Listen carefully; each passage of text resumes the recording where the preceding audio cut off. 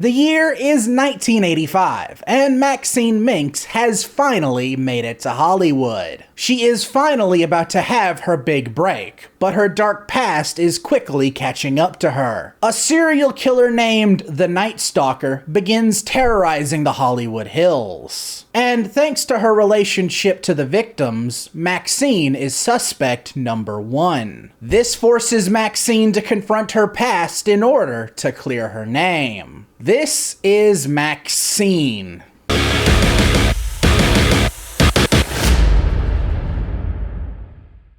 MaXXXine is the latest film from director T. West, and it's the third in his A24 horror trilogy. I call it that because I really don't know what else to call it. Now, if you remember, MaXXXine was actually advertised at the end of the prequel film, Pearl. I remember that review like it was yesterday. Pearl is a new A24 film directed by T. West. And yes, this is the prequel sequel that was advertised at the end of X, a film that was just released earlier this year. Man, I remember that review like it was yesterday. And X is a pretty entertaining slasher movie. It's creepy when it needs to be. I love the aesthetic of the film. I love the grindhouse feel that it was going for. And most of all, I thought it was funny. Like, I don't know if I'm just a psychopath, but I have to say, I thought the film was funny. Jesus Christ, that mic was awful.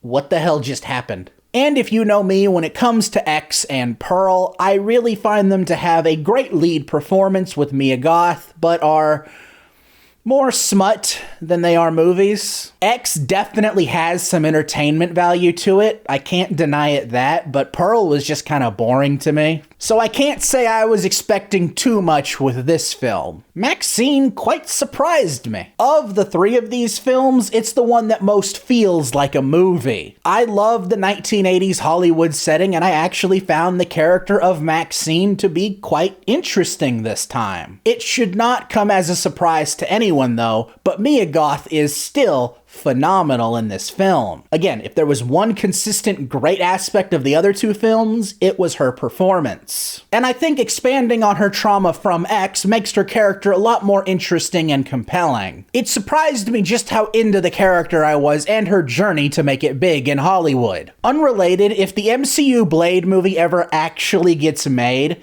I really hope Mia Goth uses her normal voice in that film. If you know her normal voice, you know exactly what I'm talking about. She has an awesome voice for horror. They really stepped up the supporting cast in this film too. Like having Giancarlo Esposito play Giancarlo Esposito. Okay, maybe that's not the best example. Kevin Bacon as the Southern Sheriff was really good though. I quite liked that. Now this is something that'll either make or break the movie for some, but it's not a horror movie the entire film. And the storyline with the Night Stalker is merely the B story at times. That is until the very end when it becomes very prevalent and the movie basically becomes a John Wick firefight at the Westboro Baptist Church. Again, it's a love it or hate it thing for that reason, but comparing it like that kind of makes me love it more. I have to give the movie some thanks though, because it really cuts back on the gratuitous nudity. It's got one pretty notable scene, and man,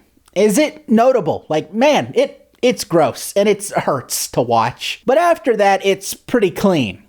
As clean as this movie can get. I understand complaining about nudity in movies might be weird to some, but hey, I go to the movies to not watch porn. I do feel like I need to mention this, however. It is integral you watch X prior to watching this film. MaXXXine's story is carried over directly from that film, and that's why I enjoyed this film a whole lot more than the previous films. You really don't need to watch Pearl, though. You can watch it, I'm not going to stop you, but it's not important if you watch that film before watching this film. It's interesting to me how people consider this to be a great horror trilogy, when to me, a good trilogy should build upon one another, while at the same time relying on one another. If you can look at one movie and say, oh, you don't need to watch that, you could skip that, it's not a good trilogy. The MCU is kind of guilty of that too, but in the opposite way. You look at the Iron Man trilogy. The Iron Man trilogy is not a great trilogy, not because Iron Man 2 and 3 aren't as good as the first film. It's because Iron Man 3 is so reliant on the Avengers to really work as a movie. Meaning you'd have to watch 4 movies, making it not a trilogy. I'm digging way too deep into this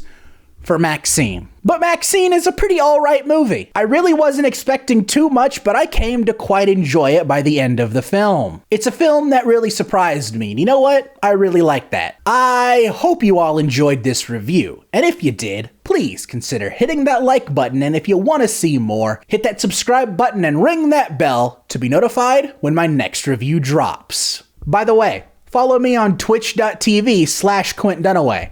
Big things are coming soon. Until next time, I'm Quint Dunaway, hoping you will keep it cinematic.